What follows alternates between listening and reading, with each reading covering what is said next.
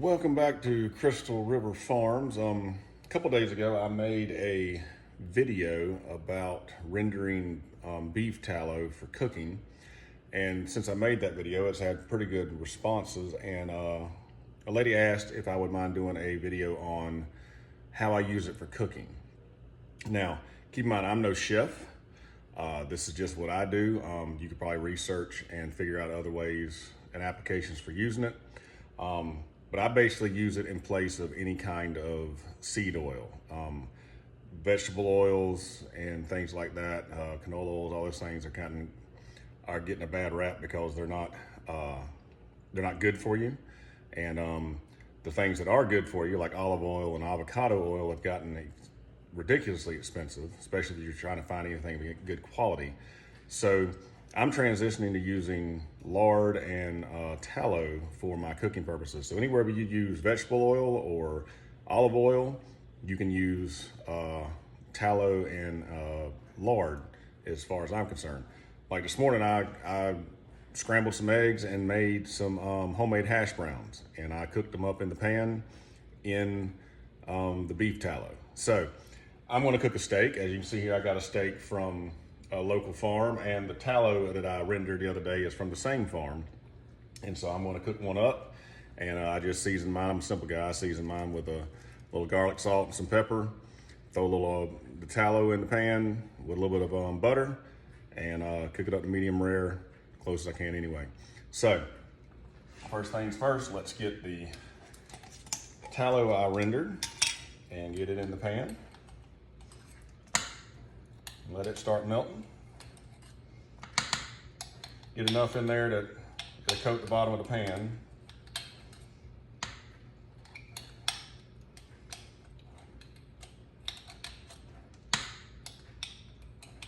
Alrighty. And throw the cap back on that. And as you can see, it's got a nice pretty color to it. And get that camera back set up there. All right. And let that get melted all the way down. Throw you a little bit of butter in there. And then we'll sear the steak. I'll come back when I put the steak in just a second. Alrighty, we got the pan good and hot, so now we're gonna drop the ye old steak in there. This particular farm, I got this steak from a local place, and they don't skimp. This thing is huge. I probably have to share some with my daughter. As you can see, we're cooking it like you cook it pan sear any other steak. And benefit of using beef tallow, I've discovered as I've done a little research on it, is that beef tallow is extremely nutrient dense. It's got vitamins A, K, E, D, got B12 in it. It's got immunity boosting properties. It helps with inflammation.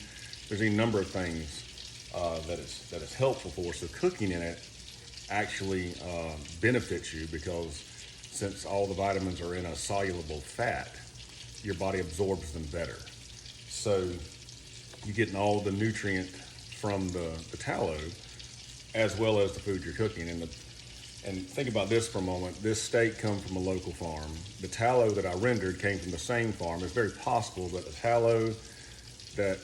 tallow and the steak came from the same cow, which, when you think about our food system, having food that's locally sourced and it's one animal and all the things you need to cook, the meat, the tallow, all that coming from one animal, it's no wonder people back in the day were much more healthier than they are now. And I'm trying to get back to that.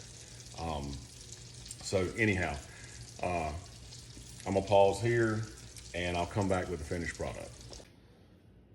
So here we are with the finished product using the beef tallow.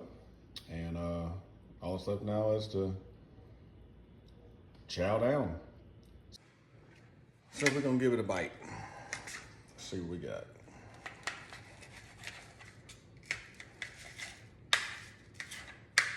Okay. All righty.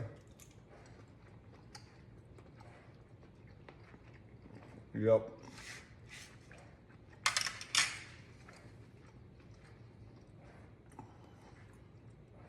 As a good friend of mine once said, if you put that on top of your head, your tongue will black both your eyes trying to get to it. So again, to answer the lady's question, what do I use the beef tallow for? As far as cooking, anything you use oils or butters for, you can use the tallow for, and it adds an extra measure of flavor, but it's not overpowering, and it's nutritionally dense. So get you some beef fat tallow from a local butcher or local farm, render it down and start using it in your cooking. You won't regret it. Again, thanks for watching. You all have a wonderful day.